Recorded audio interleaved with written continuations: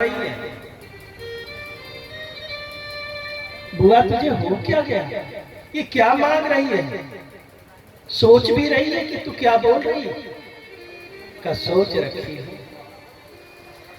भवतो दर्शनम तत्स्यात् पुनर्भव दर्शनम। हे भगवान, मैंने इतने दुख झेले और हमने देखा है कि जब जब हम पर दुख आया, विपदा आई, तब तब आपके दर्शन, भवतो दर्शनम तत्स्यात्। दुख के आते ही आप भी आ जाते हो और थोड़े से सुख आए कि बस आप रथ पर बैठ जाते हो। बुआ मैं चला फिर आऊंगा। मैं पागल नहीं भगवान, मैं बावरी नहीं हूं। बहुत सोच विचार करके मांग रहे हैं। मुझे तो आपसे मतलब है और आप कभी दर्शन देते हो जब हम पर कोई विपदा आती है तो आप भी आ जाते हो। और जब आप आते हैं तो भवतो दर्शनम तत्स्यात् पुनर्भव दर्शनम। एक लाभ और होता है, आप तो हमें अपना दर्शन देने आते हैं और आपका दर्शन करने के लिए बड़े बड़े ऋषि मुनि, नारद आदि महात्मा लोग, बृहस्पति आदि जो देवलोक में रहते हैं वो भी हमारे घर में आ जाते हैं। कहो कहीं नारद जी को बुला सकता है कोई? तो पुनर्भव दर्शनम, न पुनर्भवानाम जीवन मुक्तानाम। जो इस लोक के, इस धरती के प्राणी नहीं है वो भी आते हैं और उनका भी दर्शन होता है। इसलिए सुख के माथे सिल पड़ो। मैं तो कहती हूँ कि ये सुख बनाया ब्रह्मा जी ने गलत किया। अब बना ही दिया तो उसके सर पे, उस सुख के सर पे पत्थर पड़े, कहीं पहाड़ टूट पड़े और वो दब के मर जाए सुख। इस सुख के पीछे तो दुनिया पागल है। अरे दुनिया में जितने वस्तु चाहिए किस लिए चाहिए? हम सुखी हो जाए। ढेर सारा दौलत चाहिए किस लिए चाहिए? खोपड़ी में बात बैठी है कि धन होगा तो हम सुखी हो जाएंगे। अच्छा मकान चाहिए किस लिए? हम सुखी हो जाएंगे। अच्छे कपड़े पहनने किस लिए? हम सुखी हो जाएंगे। सबके पीछे तो सुख ही है। मनुष्य जितने वस्तु को इकट्ठा करता है बस सुख के लालच में इकट्ठा करता है। जैसे मछली पकड़ने वाला कांटा डालता है जल में, मछली तो चारा समझ करके खाती है, पर उसे क्या पता कि वो कांटा चबा रही है और वो उसके मृत्यु का कारण है, वो फंस जाएगी। मनुष्य भी बस सुख के लालच में कांटा चला जाता है और उसमें वो फंस जाता है। इसलिए कुंती कहती हैं कि सुख के माथे सिल पड़ो, पत्थर पड़े सुख के ऊपर। क्यों क्यों बदुआ दे रही हो? जो नाम हरि को जाए। सुख आने पर सबसे पहले लोग भगवान को भूल जाते हैं। हमने देखा कि जितने गरीब लोग ईश्वर को मानते हैं, जितने आस्थावान होते हैं, उतने धनवान लोग नहीं होते। जिसके पास जितना धन होता है उसकी बुद्धि हमने उतनी भ्रष्ट देखी।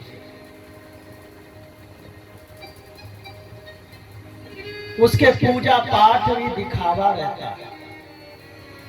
तो खास करके मैं देखता हूं कि नेता लोग कभी कोई फीता उता काटने आ गए, तब तक तो बैठे रहते हैं घंटा भर, कब फीता काटने का। और जैसे कथा शुरू होती तो बस गाड़ी में बैठ के चले जाते।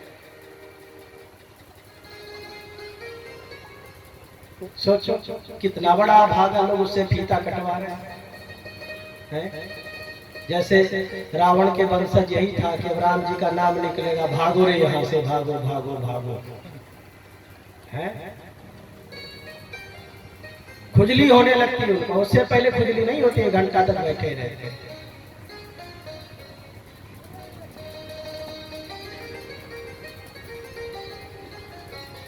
तो जितने गरीब लोग श्रद्धालु होते हैं, दुखी लोग, उतने सुखी लोग ईश्वर में आस्था नहीं रखते। सुख बुद्धि को भ्रमित करता है। इसलिए कुंती जी कहती हैं, माता कुंती, हमें सुख चाहिए। बलिहारी वा दुख की पल पल नाम जपाए।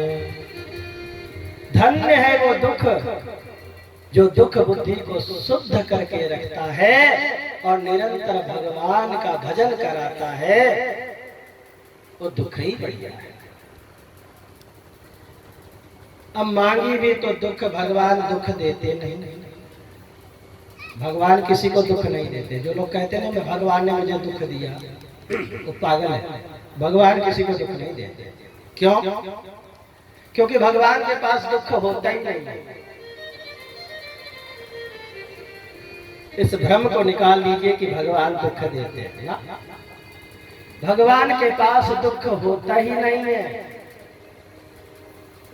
क्योंकि सच्चित आनंद, भगवान तो सच्चिदानंद है, आनंद स्वरूप है। भगवान के पास दुख नहीं है, वो तो आनंद में है, वो सुख से भी ऊपर है। सो सुख धाम राम असनामा। वशिष्ठ जी ने नामकरण करते समय राम जी का कह रहे हैं कि ये कौन है पता है? सो सुख धाम, ये सुख के धाम है। भगवान को सुख के सागर कहे जाते हैं।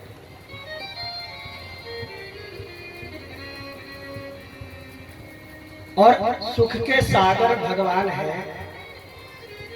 तो प्रश्न एक और उठता है कि भगवान संसार में सुख जो फैला है, क्या है कि नहीं है? क्या संसार में सुख है? नहीं। पर जीव को भ्रमित करने के लिए अपने सुख के सागर में भगवान ने सीख डाली। सीख करते त्रिलोक सुपासी। एक बाल्टी में एक सीख डालिए और उठाइए, उसमें कितना पानी चिपक जाएगा? एक बूंद, दो बूंद, चार बूंद, इससे ज्यादा नहीं। 2-4 लीटर तो नहीं चिपकने वाला सीख में। तो 2-4 बूंद जैसे सीख में पानी चिपकता है, वैसे ही भगवान ने अपने सुख के सागर में जब डाला सीख, तो उसमें जो 2-4 बूंद सुख चिपक गया, भगवान ने उसको ऐसे छींटा मार दी संसार में। सीकर से त्रिलोक सुपासी। और 2-4 बूंद ही गिरने के बाद दुनिया जो है सुख के लिए पागल हो गई। सबको सुख चाहिए। कहिए भगवान, कहिए समरसेबुल लगा करके अगर पूरे संसार में सुख छींट दिए होते तो क्या होता? 2-4 बूंद में तो लोग भाई भाई को नहीं पहचानते हैं। सुख के नाते ऐसे हो गए।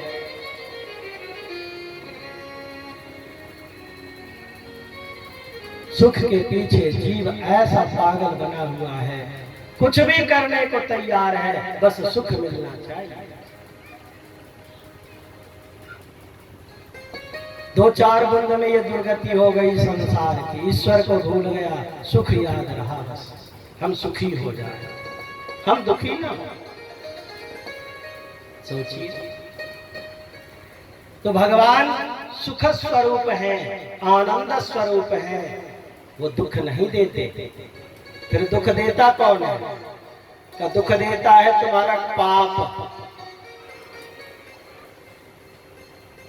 कर्मणा जायते जन्तुर कर्मणैव विलीयते। सब कर्मों का खेल है। सुखम दुखम भयम क्षेमम कर्मणैव विपद्यते। ये सुख और दुख कर्मों के अधीन है। पाप किए हो तो दुख मिलेगा, चाहे जितने नारियल फोड़ो।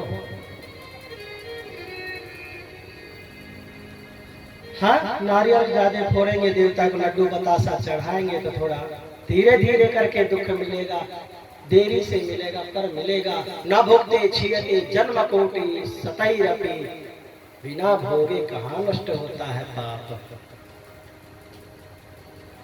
इसलिए वो तो भोगना ही पड़ता है। तो भगवान किसी को दुख देते नहीं। अब कुंती ने मांगी दुख, तो भगवान हंस करके बोले, बुआ तेरी मीठी मीठी बातें सुन करके तो मेरा मन नहीं करता कि मैं जाऊं द्वारका, मैं तो यहीं रहता। चल मेरे लिए कुछ बनाओ, मैं खाऊंगा। भगवान उस मुद्दा को ही भटका देते हैं। कुंती भूल गई कि वो क्या मांग रही थी, भूल गई। बोली बाबू तुम्हें भूख लगी है? कहाँ? पेट में नहीं, आंख में। अच्छा चलो। कुंती भूल गई कि वो क्या मांग रही थी और क्या बोल रही थी।